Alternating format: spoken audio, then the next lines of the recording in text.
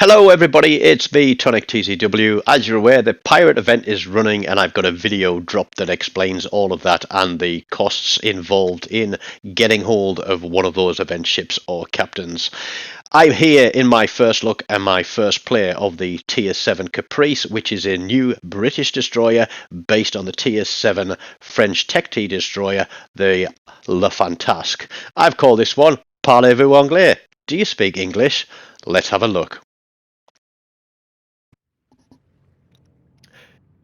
Right, I haven't actually bought the Tier 7 French destroyer, the Le Fantasque, so I haven't had a chance to make a comparison in the playability of that to this, the Caprice. I don't imagine there's going to be too many differences from it, but we do have a smokescreen. So I have built this ship. We'll work through the modules first of all. So I have got aiming systems mod 1 to reduce dispersion, give me faster torpedo traverse. We don't have a secondary battery, but it does reduce my dispersion of my main battery, which is the one thing that I'm glad of, because this thing does pack some guns. I'm running steering gears mod 2. I'm dabbling between the two. I'm still trying to find the best balance for my play style for this ship. I've played it with propulsion mod. It is very fast. I haven't yet played it with the steering gears mod 2, but I'm going to give that a go and see which one suits me better. As with all destroyers, I'm running Conceal Systems Mod 1 to reduce my detectability and increase incoming fire dispersion. Steering gears, we could play fast and agile with this, but I don't think it has the gun reload to be sort of kiting and fighting. So we'll stick with that for now. And I've gone for torpedo launchers reload, so although we do risk them becoming incapacitated, there are 3 sets of 3, and we're reducing the reload time by 15%. We could go for main battery range, or we could go for main battery reload, but we would be losing some traverse speed. And I found the guns to be a little bit slow on the traverse. For the agility of the cruiser. So you don't want to be, twisting and turning if you can't actually get your guns onto target to keep shooting. So I might have a play around with these as well at a later date. But on Reginald Tyrwhitt, let's have a look at what I've got there. His inspirations are Eric Bay, who I have at 16.4. I've got William Sims, who is at 16.3. So he's given me an extra 380 hit points per tier. So it's tier 7, well, that's what, 2100. 7/8 is 56, so 2660. Quick bit of maths for you there. Do my Rain Man impression. So an extra 2660 hit points. So if you're going to get into a bit of a scrap at some point, those extra hit points might actually do you some good, and you're not actually losing too much by way of concealment. And I think on this boat, you're better off having the extra hit points over that extra 100 or 200 meters concealment. His base trait is True Grit, which I've got him, as I said, 16.4, so we get maximum of 3% torpedo reload reduction. We reduce the chance of our steering gear impairment. I've got it built for torpedoes at the moment. So we've got subsurface venture, which is 4 knots torpedo speed and 12% torpedo reload. Look at me now to reduce my detectability. I love using perceptive or twist and track on destroyers. I know a lot of top 1% players don't use that. They go for something else because they use their knowledge as an experience to guess where a destroyer might be. And I've done that before in the past myself. Would I say I'm top 1%? No, I wouldn't. Would I say I'm top 10%? That would be bragging, wouldn't it? I'm an above average to good / very good destroyer player, but I do have potato moments still. There are better players than me out there, so I use the perks that are available to me to give me the best advantage in the way that I play my game. everybody has their preferences. Down here we've got smoke on the water, which gives us extra dispersion and extra deployment time, and I run that along with Smogathon. So although we're losing some smoke screen there, we are getting 2 extra charges, and the cooldown is massively reduced. I can literally overlap my smoke screens and give myself a longer smoke screen if I'm in a position where I can use that. So that is it for the ship, modules and commander and breakdown, and now we'll get you into the first game that I played in the Caprice, which wasn't too bad, but wasn't great, wasn't bad. It was somewhere, 75% of a decent game, I would say. So let's get in there and have a look. Here we are, we're on Two Brothers, one of our favourite hated maps, and as you'll see I'm in division with my regular division buddy Chinladen497, who is in the new not nerfed, it's a Jean Bart in disguise. They could have actually tied that one in with the Transformers promotion. But yeah, he has actually got both ships. I've only chosen this one, the Caprice. That's how far my budget goes as far as this goes. And we start on the centre. We've got a carrier match, and I thought, typical, I get a brand new destroyer, and we've got a damn carrier in the game. Destroyers aren't well known for their AA, unless it's one of a particular few. This one isn't great, and we are going to have to do a bit of dodging and weaving in this one. But as we always do when we start this one, if we're in the centre, we push towards the middle. We're not going up the middle because that is a damn stupid thing to do. And I know the carrier is bringing us planes down. So I'm going to stop and turn and just keep an eye on my perceptive indicator to let me know where the closest ship is going to be. Now, one of the things I didn't realise is that Leon out there can actually get shot straight down the middle. I think that's actually the first time I've been shot at so quickly in that spot. Whether or not it was a blind fire, whether or not it was because I was spotted by the planes, I don't know. But looking at the indicator, everything is pushed out to the flanks. Closest target is out on our right flank. That tells me that there's the potential that nobody's going to be stupid enough to come running through the middle.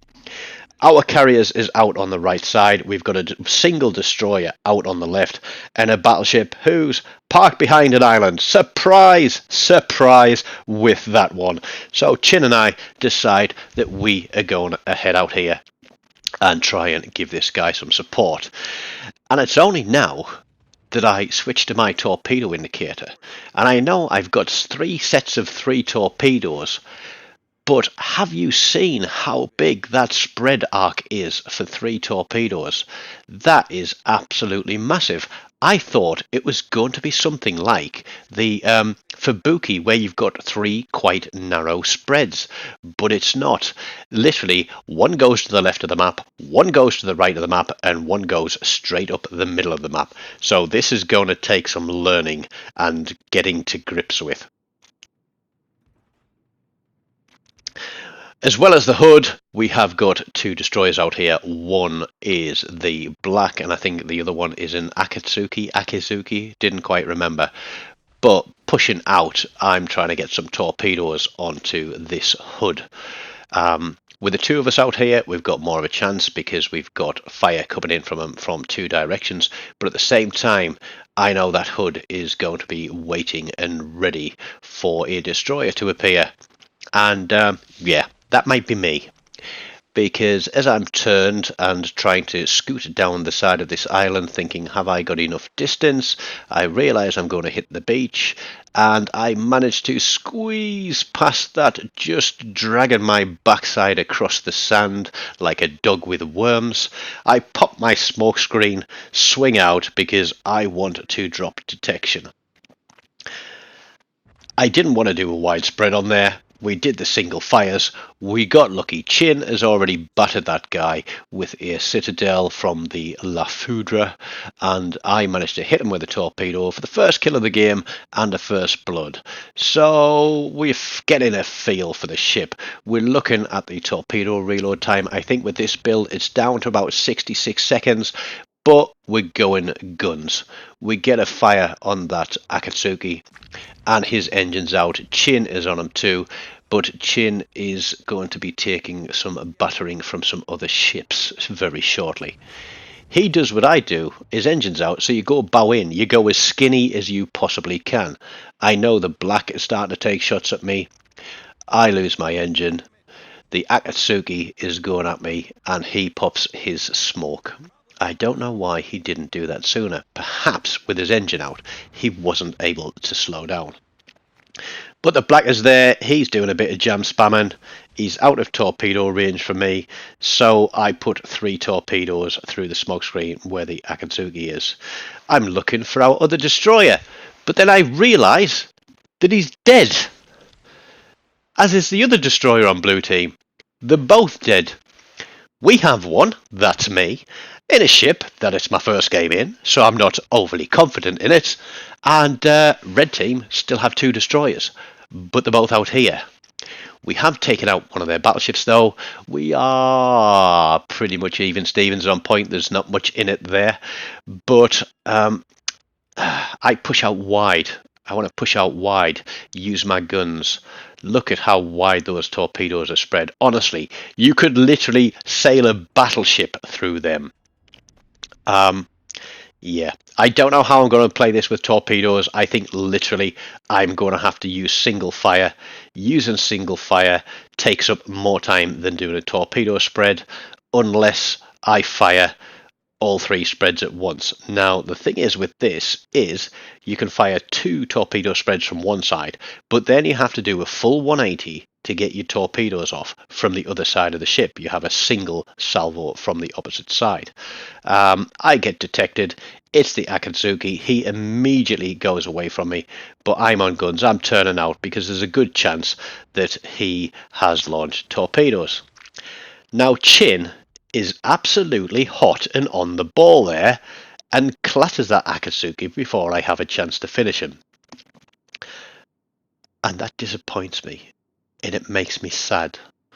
And as we get towards the end of the game, you'll see why it makes me sad. But here we go. We're pushing in. The black is there. Is Chin being a little bit too aggressive here? We get shots onto him. I'm going to put some single spreads through that smoke as well. But Chin is pushing against black. And even though his torpedoes are slow, I think it's 2 spreads of 5. And there we go. Chin is out of the game, taken out by the Saipan. So an aggressive push that ends in, well, a trip to Davy Jones's locker. I move in to try and help this battleship stay alive with a will to rebuild. But he's gone too. That's 2 battleships gone in, what, less than 30 seconds. I'm spotted by the aircraft carrier. They know where I am. And there is a Massachusetts.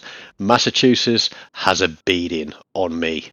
And I decide that even though we know where the carrier is, he is tucked in that top corner of the island, that it is going to be very dangerous for me to push, because not only is there a Massachusetts, there is a Gneisenau there as well. This guy thinks that I'm not paying attention. I know I'm giving up a bit of broadside to that Massachusetts. We managed to avoid that salvo. We see the torpedoes coming in. We slam this thing into reverse, and somehow, breathing in, we managed to skip through those. And right at that time, I'm expecting another full salvo coming in to clatter me off the map, because that is not a position I want to be in. He comes round again for second pass. I get moving. He misses that one. I go skinny to those 2 battleships and narrowly avoid another salvo. So it is quite agile, but it doesn't turn perfectly. It's not the most agile of destroyers that I've played, but it's not too shabby. I'll give it that. So I may very well invest in buying the Fantasque. However, it won't have smoke screens, and that's where having this ship as a British destroyer excels. We've got a lot of turrets, and I'm really thinking that I might rebuild this as a gunboat and bring down that reload so that I can actually go and batter destroyers a little bit better than I was able to in this game. G'day's now here. He's been sat at the back. He's decided that he wants to push because it looks like our entire right flank has collapsed. The carrier is coming across in this direction. Red team have decided to push. I think their CV is still tucked in there, and he's going to protect and defend their cap. There is the Massachusetts out there. It is 3 plays 3, and red team do have a very, very slight advantage, but we need to balance this out. G'day's now sailing straight down the side there, and he knows I'm out here, and I kind of forget that the G'day's now has torpedoes. But yeah, he obviously knows that I have torpedoes, and he is going to be paying very close attention to what is going on in this game.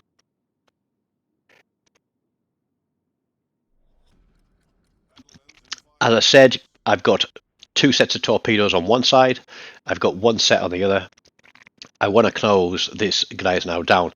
He literally turns into the beach to avoid taking a full salvo broadside.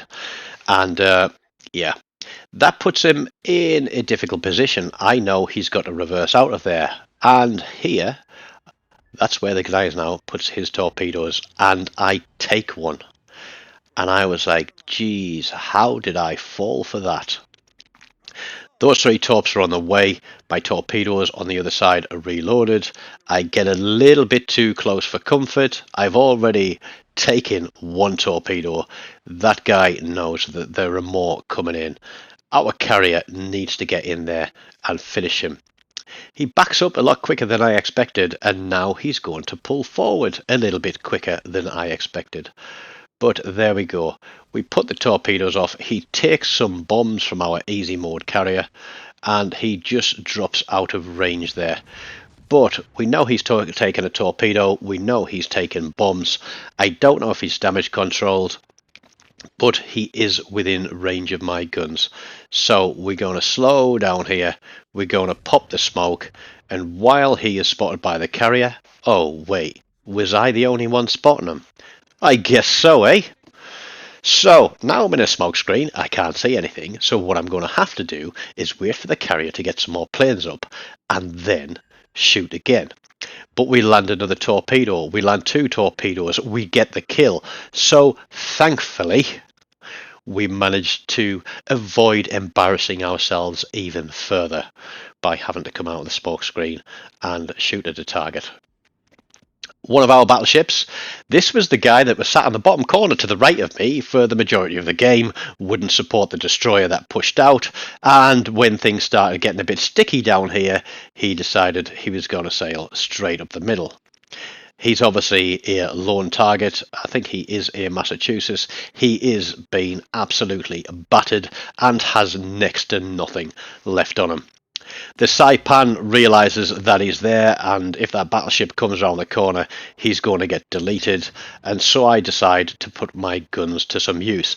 And what I'm hoping here is that that battleship is a much juicier target than I am, because he is an easy kill. So I'm hoping that the Saipan will go for him first and then come back for me, which will give me the opportunity to get rid of him, and that will leave 1 red team ship on the map, who is all the way across the right side. I put my smoke just to drop detection, save me from secondaries. We land them straight on the nose, 3 torpedo hits. That is kill number 4. So that Akatsuki that disappeared a little bit earlier on, if you remember. I'm not knocking Chin, because Chin we talk, we communicate, we know what each other is doing for the majority of the time. So him having a full salvo ready to make sure that the DD disappeared is more than appreciated. However, had we managed to take that kill at the start of the game, this would have been a cracking at this point. But never mind. Let's just push for this cap. The Colorado is there. We can see that last red team battleship pushing onto our cap. But as long as that Colorado stays alive and I can get onto the capture point, we have the points advantage. We have managed to pull this one back. And I am going to push forward to this guy. And, you know, think I can get him within will to rebuild range just in case somebody takes a silly shot across the top, resets the cap, and potentially takes the lead, because that carrier is got to be close to being on detection range for that battleship. So we still haven't won this game with 30 seconds left to play.